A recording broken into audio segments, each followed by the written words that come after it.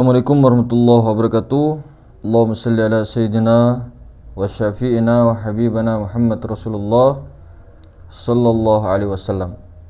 Kembali lagi bersama kita di channel Pangeran Cahaya. Jadi konten kali ini kita akan membahas tentang hakikat sebenarnya isi kandungan secara hakikat di dalam Al-Quran surat Al-Anfal ayat 33. Jadi di situ dikatakan bahwa Allah Subhanahu wa taala tidak akan menyiksa atau mengazab mereka di sini umat manusia atau kaum-kaum selama kamu ada di tengah-tengah mereka. Apa bunyi ayatnya? A'udzubillahi minasyaitonirrajim. Bismillahirrahmanirrahim. Wa ma kana Allahu liyu'azzibahum wa anta fihim. Begitu. Kemudian lanjutan ayatnya, wa ma kana Allahu mu'azzibahum wa hum yastaghfirun. Al-Anfal ayat 33.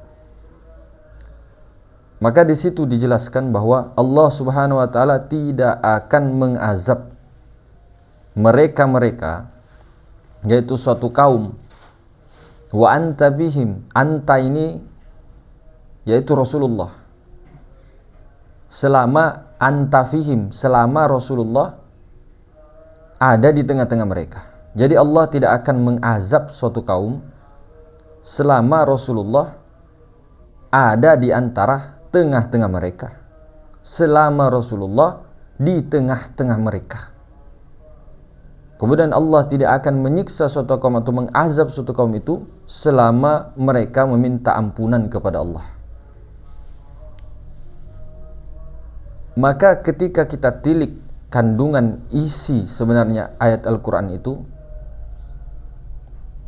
tentunya berlaku sepanjang hidup, berlaku sepanjang akhir zaman. Al-Quran itu bukan hanya dikirim pada zaman Rasulullah sallallahu alaihi wasallam saja, tapi Al-Quran itu menjadi pedoman umat setiap manusia sampai akhir zaman, seterusnya. Dan asal kita tahu hakikat sebenarnya rahmatan lil alamin, aku tidak mengutusmu wahai Rasulullah kecuali untuk rahmat seluruh alam. Jadi Rasulullah sallallahu alaihi wasallam itu tetap merahmati daripada seluruh alam semesta sampai datangnya yaumul qiyamah, sampai kapanpun. Jadi sangat jelas buktinya Rasulullah itu adalah rahmat bagi semesta alam, tetap ada di tengah-tengah diri. Secara hakikatnya disitulah kedudukan Rasulullah. Maka ketika mereka suatu kaum, dimanapun kaum itu berada, Allah tidak akan mengazab kaum tersebut selama Rasulullah ada di tengah-tengah mereka. Itu sebab pertama. Yang kedua, selama mereka memohon ampunan. Nah, maka hakikatnya apa sebenarnya? Jadi maksud daripada itu semua, ini hakikat ya. Ketika seseorang, kaum-kaum itu di antara mereka menjiwai, mesra, melebur, menenggelamkan dirinya kepada Rasulullah yang ada di tengah-tengah mereka, maka Allah tidak akan menurunkan siksa atau azab pada kaum tersebut. Tapi ketika tidak ada Rasulullah di antara mereka, maka Allah akan turunkan azab bagi kaum-kaum tersebut. Kaum siapa saja. Maka ketika di suatu wilayah terjadi azab Allah, bencana besar, maka itu bisa diprediksi bahwa kemungkinan besar tidak ada hakikat Rasulullah di antara mereka. Tidak ada menjiwai Rasulullah di antara mereka. Azab di sini jangan hanya dikatakan banjir bandang, bukan. Azab itu betul-betul murka Allah. Banjir itu bisa saja penyucian suatu wilayah. Kemudian longsor bisa saja penyucian atau peringatan. Jadi belum tentu penyucian, peringatan tadi itu azab. Halilintar, angin, belum tentu azab. Namun jangan sampai ketika itu sudah berlebihan, seperti gempa yang sangat berlebihan, air yang sangat berlebihan, tsunami yang sangat berlebihan, angin kencang yang sangat berlebihan, itu jelas kalau bukan azab apalagi. Karena kenapa? Ketika itu terjadi, maka biasanya pondasi-pondasi atau cahaya-cahaya Allah tak bersinar di tempat tersebut. Hakikat cahaya Allah yaitu Rasulullah. Maka Allah berjanji, wa ma kana Allah tadi liyu'azzibahum wa anta fihim. Allah tidak akan mengazab suatu kaum selama ada Rasulullah di antara mereka. Maka marilah kita besarkan cahaya Allah, Rasulullah di tengah-tengah diri. Hadirkan Rasulullah, besarkan cahaya Rasulullah agar senantiasa dirahmati Allah, dilindungi Allah. Karena sejatinya yang dicintai Allah, yang dipandang oleh Allah hanya Rasulullah. Rasulullah, hakikat yang kita maksud itulah hati yang suci, cahaya yang suci, ruh yang suci. Itulah yang dipandang Allah. Karena ruh yang suci itu berasal dari hembusan Allah Subhanahu wa taala. Pancaran, limpahan Allah Subhanahu wa taala. Bukan Allah masuk ke dalam diri. Ruh suci itu dikatakan utusannya. Jadi ruh suci itu adalah utusan Allah. Utusan Allah ini bahasa Indonesia. Apa bahasa Arabnya? Apa bahasa Al-Qur'annya? Utusan. Utusan itu Rasul. Utusan Allah Rasulullah. Rasulullah itulah Ruh Kudus. Itu hakikat Rasulullah. Ruh Kudus ada pada tengah-tengah kalian, tengah-tengah diri kalian. Kalau itu dimesrakan, dihidupkan, sehingga cahaya Rasulullah tadi memancar kepada batang tubuh sampai memancar keluar, maka itu tidak akan, Allah Ta'ala akan mengazab suatu tempat, suatu bangsa, suatu desa, suatu kaum ketika ada cahaya Rasulullah yang menyala di tempat tersebut.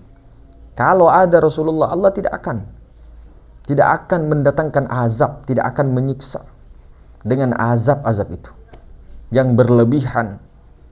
Tidak akan. Itu sudah janji Allah di dalam Quran surat Al-Anfal ayat 33 secara hakikat. Maka itulah dikatakan Rasulullah itu tidak boleh dikatakan bahwa rahmat Allah itu berhenti pada zaman beliau saja, tapi seluruh zaman yang ada. baik dari zaman Nabi Adam sampai akhir ini, itulah rahmatan lil alamin daripada hakikat Rasulullah, tidak akan berhenti sampai akhir zaman. Itulah bukti rahmatnya Allah, kasih sayangnya Allah, berkahnya Allah, nikmat yang paling besar. Itulah nikmat yang paling besar yang diberikan Allah, adalah nikmat cahaya Allah itu sendiri yang diutus ke tengah-tengah dirimu, membimbing dirimu, membimbing jiwamu untuk senantiasa diberi petunjuk. Maka Allah senantiasa memberi petunjuk kepada cahaya, kepada cahayanya. Siapa cahayanya itu? Itulah Rasulullah.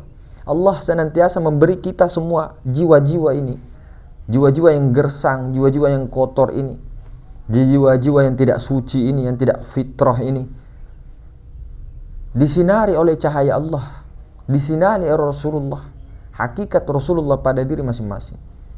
Dengan itulah Allah membimbing. Itu buktinya Quran surat An-Nur ayat 35 itu sudah jelas. May yahdillahu linurihi may yasha. Allah itu membimbing dengan perantaraan cahayanya kepada tiap-tiap sesuatu, tiap-tiap manusia. Maka itu sebab pertama Allah tidak akan menurunkan azab. Itu sudah janji Allah. Yang kedua, dengan beristighfar. Istighfar yang sebenarnya istighfar. Apa istighfar itu? Mengembalikan secara hakikat, pengembalian, pengakuan diri kita yang selalu ananiyah, yang selalu berkata aku. Ini pengembalian ini, meminta pengampunan daripada dosa-dosa yang paling besar itu adalah syirik. Allah mengampuni semua dosa kecuali satu, syirik. Itu dosa yang paling besar. Allah katakan itu, semua dosa diampuni bagi siapa yang dikehendaki. Allah luas rahmatnya, tapi satu, ada dosa yang paling besar, tidak akan diampuni oleh Allah kalau dia tidak kembali ke jalan Allah. Syirik. Kesyirikan ini dosa yang paling besar. Menurut kita dosa paling besar pembunuhan, dosa paling besar ini dan itu dosa besar, betul. Tapi ada dosa yang paling besar menurut Allah Ta'ala, syirik. Nah, kesyirikan ini kalau tidak dikembalikan, ya, pengembaliannya pada tempatnya, dikembalikan amanah kepada tempatnya, maka itulah berhati-hati dengan kesyirikan tersebut. Ada bau wujud, itu adalah dosa yang paling besar. Berbau wujud itu, mengatakan diri kita wujud itu, meskipun kita tidak mengatakan saya wujud, yang wujud hanya Allah. Apakah hanya begitu? Yang wujud hanya Allah, aku fana, yang ada hanya Allah. Tentunya itu baru pengembalian secara penafian. Itu baru mengiktikadkan.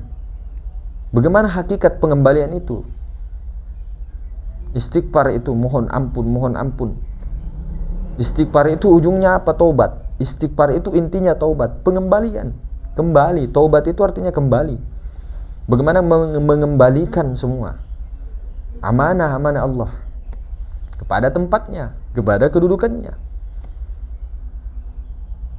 dengan cara memancing tadi, memancing rasa itu tadi.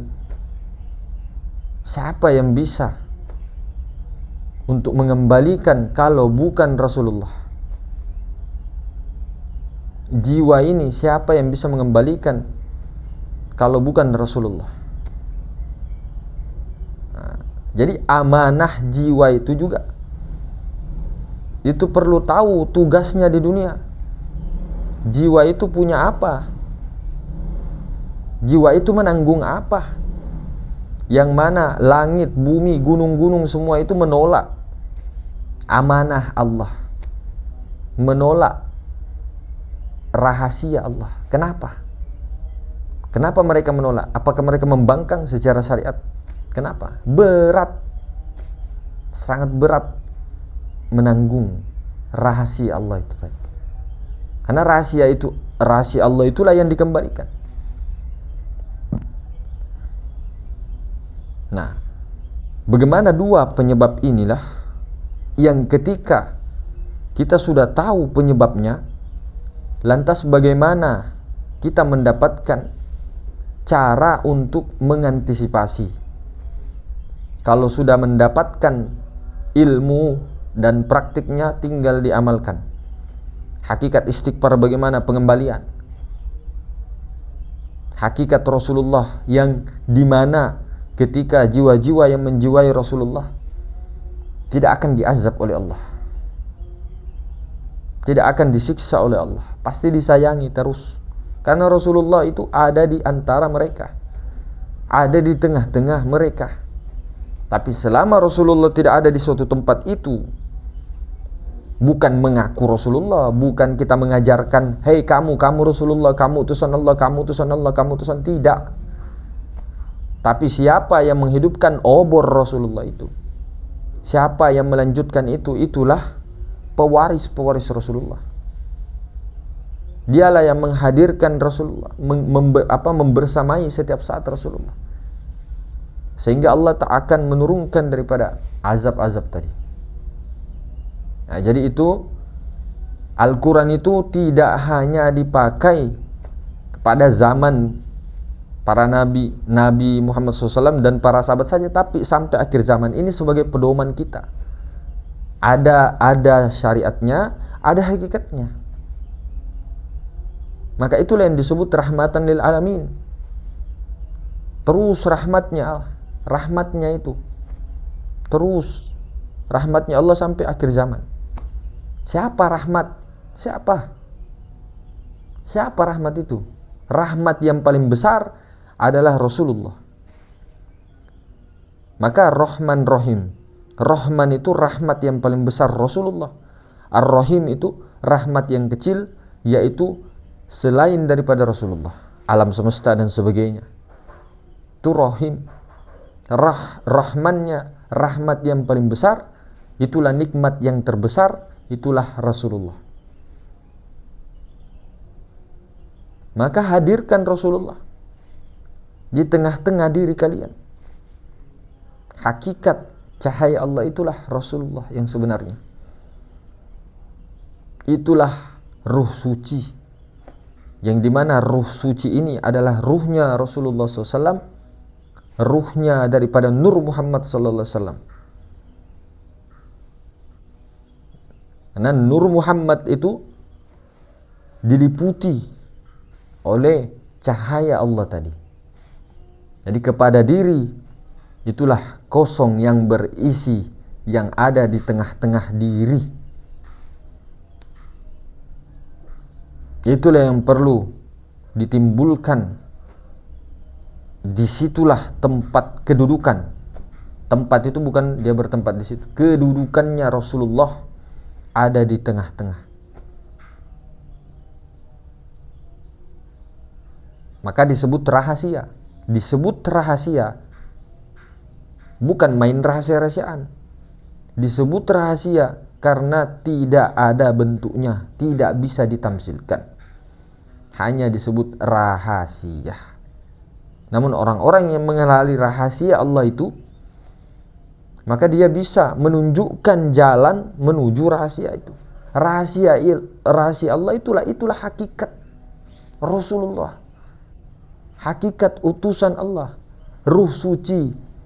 Bahasa Indonesianya utusan Allah. Siapa sebenar-benarnya ruh suci itu? Dari mana asalnya kalau bukan wa nafakhtu? Dari Allah Ta'ala juga. Hembusan Allah. Itu sudah jelas. Hembusan Allah itu suci. Tidak ada kotoran, bersih, mutlak. Nah, itulah yang mau dihidupkan supaya berlaku surah Al-Anfal, janji Allah Ta'ala di ayat 33. Jadi mungkin begitu hadirin, kita telah menjawab ya. Maka hidupkanlah cahaya Allah, hidupkanlah kebersamaan dengan Rasulullah sallallahu alaihi wasallam agar Allah tidak akan mengazab suatu kaum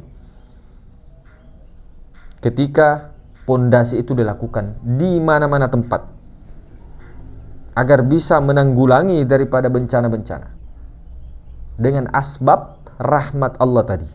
Siapa? Rasulullah sallallahu alaihi wasallam. Mungkin begitu hadirin. Assalamualaikum warahmatullahi wabarakatuh.